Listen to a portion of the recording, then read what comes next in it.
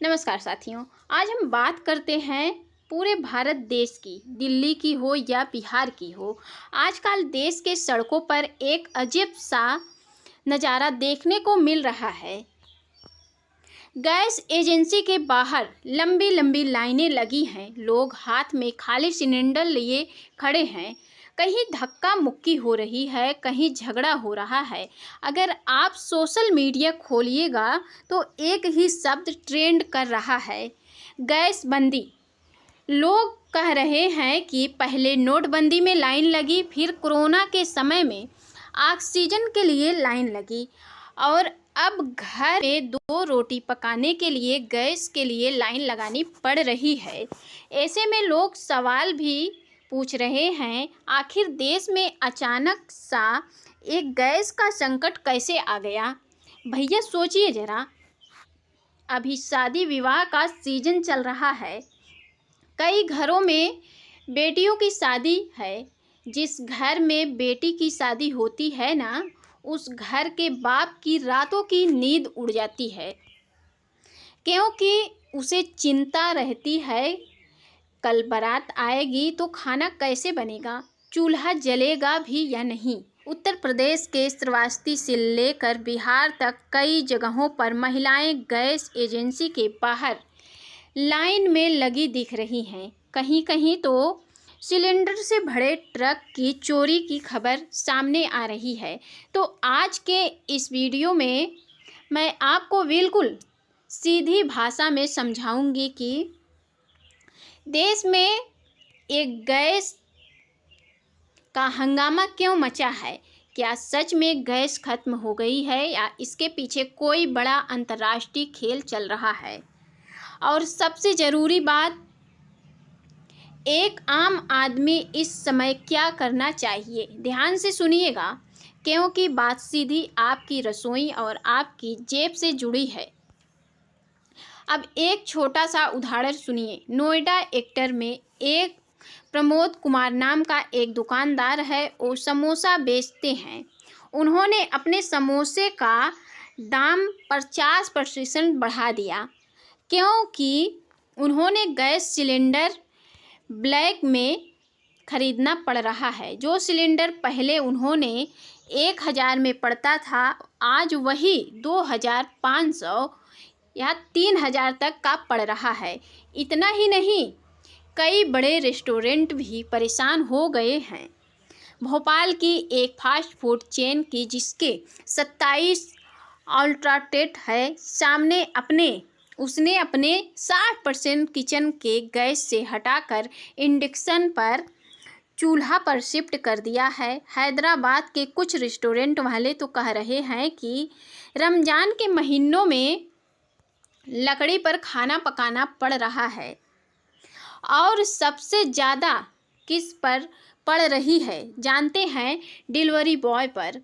जो delivery boy पहले एक दिन में 30 ऑर्डर डिलीवरी करता था, आज उसके पास 5 से 10 ऑर्डर ही रह गए हैं।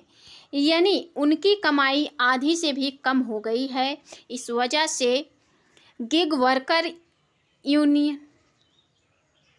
यूनियन के श्रम मंत्री को चिट्ठी भी लिखी है कि इस संकट से हमारी रोजी रोटी पर असर पड़ रहा है। अब सवाल आता है, ये संकट आखिर आया क्यों? क्या सच में देश में गैस खत्म हो गई है? तो सुनिए सच्चाई। इसका असली कनेक्शन जुड़ा है मिडिल ईस्ट से। आजकल अमेरिका, इजराइल और ईरान के बीच जो तनाव चल रहा है, उनका असर दुनिया के तेल और गैस व्यापार पर पड़ रहा है।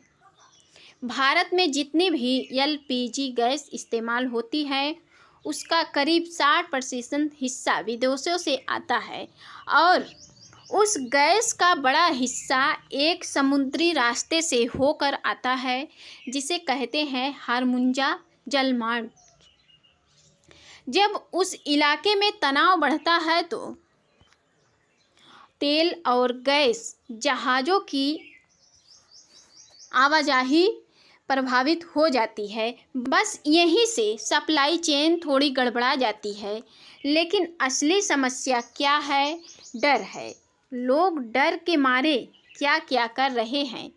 जिसके घर में गैस भरी है वो भी एडवांस में सिलेंडर बुक कर रहा है। कई लोग ज़रूरत से ज़्यादा सिलेंडर घर में जमा कर रहे हैं। तो इसी को कहते हैं पैनिक बुकिंग और जमाखोरी, और इसी डर का फ़ायदा उठाते हैं ब्लैक मार्केट। जो सिलेंडर 1000 में मिलना चाहिए वही 2000, 2500 या 3000 में बेच रहे हैं। अब सरकार क्या कर रही है? सरकार ने ईस्ट कमर्शियल एक्ट लागू कर दिया है। इसका मतलब है कि सबसे पहले गैस की सप्लाई जाएगी आम घरों में, अस्पतालों में, स्कूलों में। इसके बाद कमर्शियल और इंडस्ट्रियल उपयोग वालों को गैस मिलेगी। इसके अलावा सरकार ने गैस बुकिंग के बीच का समय 21 दिन से बढ़ाकर 25 दिन कर दिया है, ताकि लोग बार बार बुकिंग करके स्टॉक में न रखें। और एक बात ध्यान से सुन लीजिए, कानून के अनुसार एक घर में 2 सिलेंडर से ज़्यादा रखना गलत है। अगर कोई जमाखोरी करते पकड़ा गया तो उसके खिलाफ कड़ी से कड़ी कार्रवाई हो सकती है। तो पूरी कहानी का सार क्या है? सप्लाई थोड़ी धीमी ज़रूर हुई थी, लेकिन उससे ज़्यादा समस्या पैदा हुई डर और अफवाहों से। सरकार का कहना है कि देश में गैस सप्लाई धीरे धीरे समान हो रही है। आने वाले कुछ दिनों में लाइनें और हंगामा खत्म हो जाएगा। अब जाते जाते 2 सवाल आपसे। पहला सवाल यह है, जो लोग इस समय 3000 में सिलेंडर बेचकर लोगों की मजबूरी का फ़ायदा उठा रहे हैं, क्या उनके खिलाफ सख्त कार्रवाई होनी चाहिए? दूसरा सवाल, क्या संकट के समय राशन की दुकान पर मिट्टी का तेल, केरोसिन फिर से मिलना चाहिए? आपकी क्या राय है? कमेंट में ज़रूर बताइएगा। फिर मिलेंगे एक नए वीडियो में। तब तक के लिए आपका बहुत बहुत धन्यवाद।